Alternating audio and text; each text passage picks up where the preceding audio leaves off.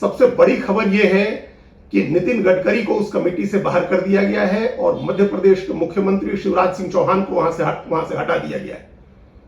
Nitin Gadkari party के राष्ट्रीय अध्यक्ष रहे हैं। पहले यह माना जाता था कि पार्टी का राष्ट्रीय अध्यक्ष जो होगा वो संसदीय बोर्ड का एक्स ऑफिसियो मेंबर होगा, पदेन सदस्य होगा, यानी वो हर हाल में संसदीय बोर्ड का सदस्य रहेगा। लेकिन गडकरी पार्टी के राष्ट्रीय अध्यक्ष भी थे और पार्टी के बड़े नेता भी हैं, इसके बावजूद उनको हटा दिया गया है। इससे बड़ा राजनीतिक संदेश दिया है लगता है नरेंद्र मोदी और अमित शाह ने या जेपी नड्डा ने। गडकरी एकमात्र नेता थे इस भारतीय जनता पार्टी के, कहने में कोई हिचक नहीं है, नरेंद्र मोदी की कैबिनेट के एकमात्र मंत्री थे जो कैबिनेट में भी खुलकर अपनी बात रखते थे और अगर उन्हें कोई बात गलत समझ में आती थी वो उस बात का इजहार करते थे। वो आंख मूंद करके सिर्फ सिर हिलाने के लिए नहीं बैठते थे कैबिनेट में। यही स्थिति संसदीय बोर्ड की बैठक में भी थी। वो किसी भी फैसले में उनकी एक राय होती थी और वो राय जाहिर करते थे। तो क्या यह माना जाए कि संसदीय बोर्ड में राय जाहिर करने वाले नेता की जरूरत नहीं है? गडकरी का संसदीय बोर्ड से बाहर होना एक बड़ा फैसला है। यह नरेंद्र मोदी और अमित शाह के पार्टी पर एकाधिकार, पार्टी संगठन पर एकाधिकार का संकेत है। दूसरा बड़ा फैसला शिवराज सिंह चौहान के संसदीय बोर्ड से हटने का है। उनको 2013 में संसदीय बोर्ड में लाया गया था। ठीक उससे पहले जब नरेंद्र मोदी और अमित शाह का युग शुरू हुआ, भाजपा में मोदी और शाह का युग शुरू होने के पहले शिवराज सिंह चौहान संसदीय बोर्ड में लाए गए थे। वो बीजेपी के सबसे पुराने मुख्यमंत्री हैं, सबसे लंबे समय तक मुख्यमंत्री रहने वाले व्यक्ति हैं। वो ओबीसी समुदाय से आते हैं और अगले साल मध्य प्रदेश में चुनाव होने वाले हैं। इससे ठीक पहले शिवराज सिंह चौहान को हटा करके पार्टी ने क्या मैसेज दिया है? क्या इससे यह माना जाए कि उनके मुख्यमंत्री पद से भी छुट्टी होगी? क्या उनका कद बढ़ रहा था और इसकी वजह से उनका कद छोटा किया गया? आप कोई भी नतीजा इनमें से कोई भी नतीजा लोग अपनी पसंद से निकाल सकते हैं, लेकिन यह तय है कि शिवराज सिंह चौहान के बढ़ते कद, उनके ओबीसी होने और लंबे समय तक मुख्यमंत्री रहने की वजह से वो किसी न किसी तरह से एक चुनौती बन सकते थे या बन रहे थे, इसलिए उनको संसदीय बोर्ड से बाहर निकाला गया है। मुख्यमंत्री की कुर्सी रहेगी या जाएगी ये बात की बात है, लेकिन पार्टी के सर्वोच्च फैसला करने वाली सर्वोच्च इकाई से बाहर होना एक अपने आप में एक बड़ी बात है, उसका एक बड़ा संकेत है।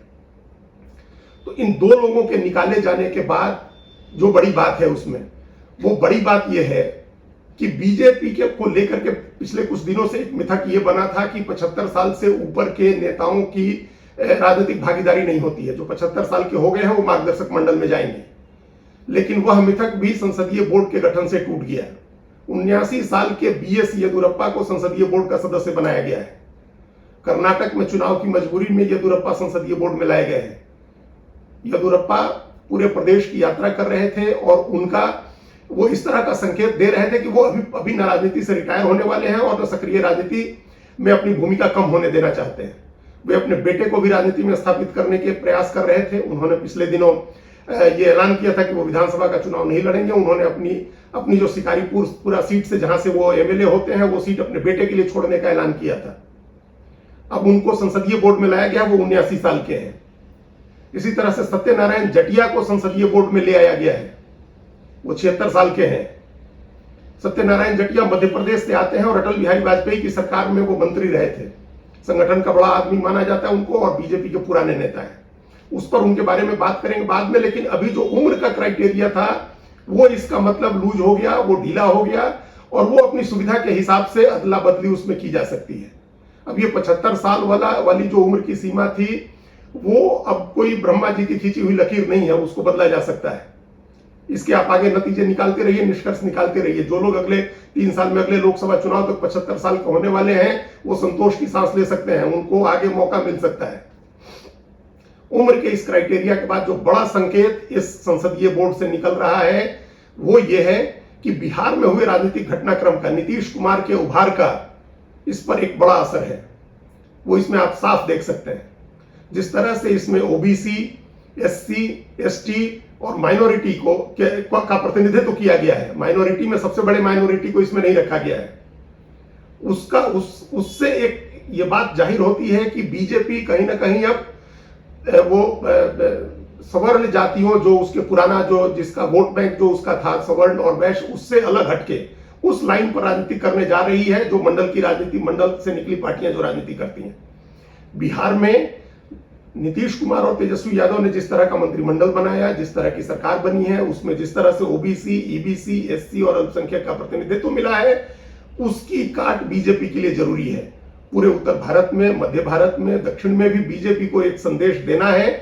इसलिए बीजेपी ने इस संसदीय बोर्ड में ऐसे लोगों को रखा है जो इन समुदायों का प्रतिनिधित्व करते हैं। भाजपा ने अपने ओबीसी मोर्चा के अध्यक्ष के लक्ष्मण को इस कमेटी का मेंबर बनाया है। के लक्ष्मण को अभी पिछले दिनों उत्तर प्रदेश से राज्यसभा में लाया गया है। वो तेलंगाना के रहने वाले हैं। उनको तरजीह देने का दो मतलब है। एक, तेलंगाना में विधानसभा के चुनाव होने हैं अगले साल और बीजेपी उस चुनाव को जी जान से लड़ने वाली है, बहुत पूरी ताकत लगा के लड़ने वाली है। बीजेपी अपने लिए तेलंगाना में संभावना देख रही है, इसलिए के लक्ष्मण को लाया गया है। वो ओबीसी समुदाय का प्रतिनिधित्व करते हैं। हरियाणा की सुधा यादव को संसदीय बोर्ड में जगह दिया गया है। उनका बहुत राजनीतिक कद बहुत बड़ा नहीं है, लेकिन उनके जरिए एक मैसेज पार्टी ने दिया है। संसदीय बोर्ड में एक महिला को रखना था, तो उस नाते एक महिला को भी रखा और वो ओबीसी समाज से आती हैं, तो एक ओबीसी का प्रतिनिधित्व और बढ़ा संसदीय बोर्ड में। इकबाल सिंह लालपुरा सिख हैं और पंजाब के हैं। वो पुलिस अधिकारी रहे हैं और 2012 में पुलिस की नौकरी से वो जब रिटायर हुए, उसके बाद 2012 में वो बीजेपी में शामिल हुए। उनका एक बड़ा असर है आतंकवाद के जमाने में। वो पंजाब में जब सिख आतंकवाद अपने चरम पर था, तो इकबाल सिंह लालपुरा वहां काफी सक्रिय पुलिस में थे और काफी सक्रिय भूमिका उन्होंने निभाई थी। उनके जरिए बीजेपी पंजाब में एक अपना राजनीतिक आधार बनाने की कोशिश कर रही है। वे अल्पसंख्यक का प्रतिनिधित्व करेंगे। वो नेशनल माइनॉरिटी कमीशन के चेयरमैन भी बनाए गए थे। तो अल्पसंख्यक का प्रतिनिधित्व इकबाल सिंह लालपुरा के जरिए होगा। महिला ओबीसी का प्रतिनिधित्व सुधा यादव कर रही है, जो हरियाणा की है। तो हरियाणा और पंजाब से 2 नेता लिए गए। तेलंगाना से ओबीसी समाज के लक्ष्मण को लिया गया, जिनको उत्तर प्रदेश से राज्यसभा में भेजा गया है। असम के पूर्व मुख्यमंत्री सर्बानंद सोनोवाल को भाजपा संसदीय बोर्ड का सदस्य बनाया गया है। सर्बानंद सोनोवाल जब मुख्यमंत्री पद से हटे थे और उनकी जगह हेमंता बिस्वा शर्मा को दी गई थी, तभी यह साफ हो गया था कि पार्टी ने भले मुख्यमंत्री पद से हटा दिया, राजनीतिक कारणों से हटा दिया, लेकिन पार्टी उनको हाशिए में नहीं डालेगी। उनकी भूमिका है, पूर्वोत्तर में उनकी भूमिका है और उनके जरिए आदिवासी समाज को भी एक मैसेज देना है।